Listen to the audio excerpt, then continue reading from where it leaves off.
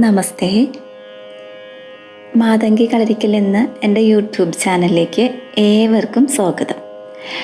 ഐശ്വര്യത്തിൻ്റെയും അനുഗ്രഹത്തിൻ്റെയും പ്രതീകമാണ് കേട്ടോ വിളക്ക്. അതെല്ലാവർക്കും അറിയാലോ. നമ്മുടെ വീട്ടിൽ രാവിലെയും വൈകിട്ടും എപ്പോഴും വിളക്ക് കൊളുത്തി പ്രാർത്ഥിക്കാറുണ്ടല്ലോ. അപ്പോൾ അതിനെക്കുറിച്ചിട്ടൊരു വീഡിയോ ആണ് കേട്ടോ. എല്ലാവരും സബ്സ്ക്രൈബ് ചെയ്യണം, ലൈക്ക് ചെയ്യണം, കമൻറ്റ് ചെയ്യണം കേട്ടോ.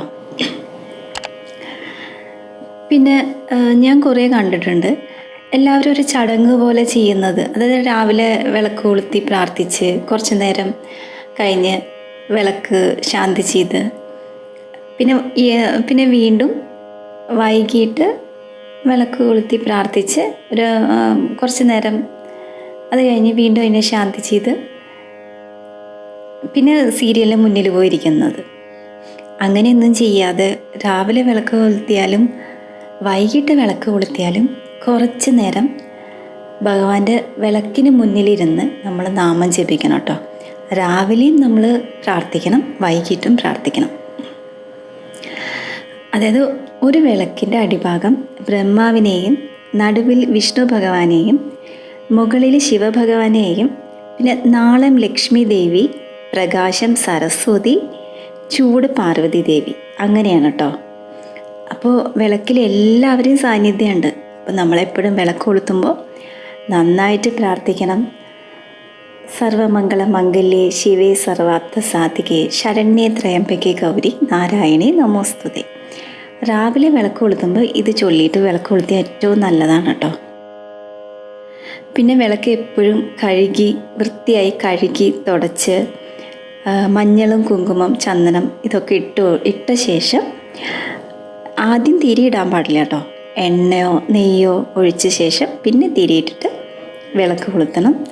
തിരി ഒരിക്കലും പന്തം പോലെ കത്താൻ പാടില്ല. മുല്ലമുട്ട് പോലെ നാളം ഉണ്ടാവാൻ പാടുള്ളൂ. പിന്നെ കാറ്റത്ത് ഇങ്ങനെ ആടി ഉലയുന്ന പോലെ ഒരിക്കലും ഉണ്ടാവാൻ പാടില്ല കേട്ടോ. നമ്മുടെ കുടുംബവും അതുപോലെ ആവുമെന്നാണ് പറഞ്ഞ് കേട്ടിട്ടുള്ളത്. അപ്പോൾ വീടുകളിൽ ഒരു വിളക്കായിട്ട് എപ്പോഴും കൊളുത്തി വെക്കാൻ പാടില്ല കേട്ടോ. അല്ലാതെ എത്ര വേണമെങ്കിലും കൊളുത്താം, പക്ഷെ ഒരെണ്ണമായിട്ട് പാടില്ല. അപ്പം നമ്മുടെ വീട്ടിലുള്ള എല്ലാ കാര്യങ്ങളും ആ ഒരു മന്ദഗതിയിലാവുന്നതാണ്, അങ്ങനെയാണ് പറഞ്ഞ് കേട്ടിട്ടുള്ളത്. അപ്പോൾ ഒരെണ്ണം അല്ലാതെ 2 3 എത്ര വേണമെങ്കിലും കൊളുത്തി വെക്കാം കേട്ടോ. അങ്ങനെയാണ്. ഇപ്പം എല്ലാവിടെയും കാമാക്ഷി വിളക്കാണ് കൂടുതലായിട്ടും കാണാറുള്ളത്. കാളിയെ തൊഴുതാൽ കാളിയോട് ഐക്യമുള്ള എല്ലാ ദൈവങ്ങളുടെയും അനുഗ്രഹം കിട്ടുന്നതാണ്. അങ്ങനെ ഒരു തത്വമുണ്ട് കേട്ടോ. അതായത് കാളിയെ തൊഴുതാൽ കാളിയോട് ഐക്യമുള്ള എല്ലാ ദൈവങ്ങളുടെയും തൊഴുത ഭാഗ്യം കിട്ടും. അപ്പോൾ കാമാക്ഷിയെ തൊഴുതാലും അങ്ങനെയാണ്, കാമാക്ഷി വിളക്കിനെ തൊഴുതാലും അങ്ങനെയാണ്. വീടിന് വിളക്ക് കൊളുത്തുന്നതിന് പോലും ശാസ്ത്രീയമായിട്ട് കുറേ ശാസ്ത്രവിദ്യകളുണ്ട് കേട്ടോ. പിന്നെ വിളക്ക് എപ്പോഴും വൃത്തിയായി കഴുകാനുള്ള ഒരു ടിപ്പ് ഞാൻ പറഞ്ഞുതരാം. കുറച്ച് ഭസ്മം നാരങ്ങയും കൂടെ മിക്സ് ചെയ്തിട്ട് വിളക്കിൽ നന്നായിട്ട് തേച്ച് പിടിപ്പിക്കും. എന്നിട്ടൊരു 10 മിനിറ്റ് കഴിഞ്ഞിട്ട് പ്രില്ലോ എന്താണോ നമ്മൾ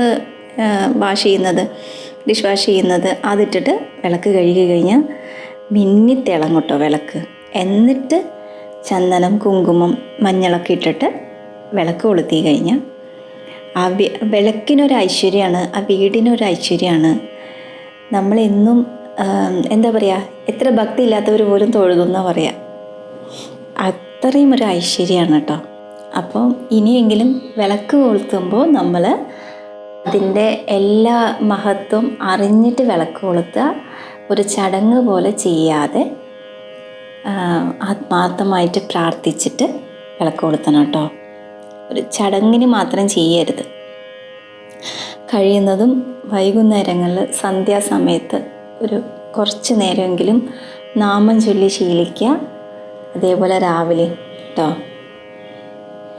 അപ്പോഴേ ആ വീട്ടിൽ ഐശ്വര്യം ഉണ്ടാവുള്ളൂ, മഹാലക്ഷ്മിയുടെ അനുഗ്രഹം ഉണ്ടാവുള്ളൂ, എല്ലാവരുടെയും അനുഗ്രഹം ഉണ്ടാവും കേട്ടോ. ഓം ശ്രീ മഹാലക്ഷ്മിയേ നമഃ.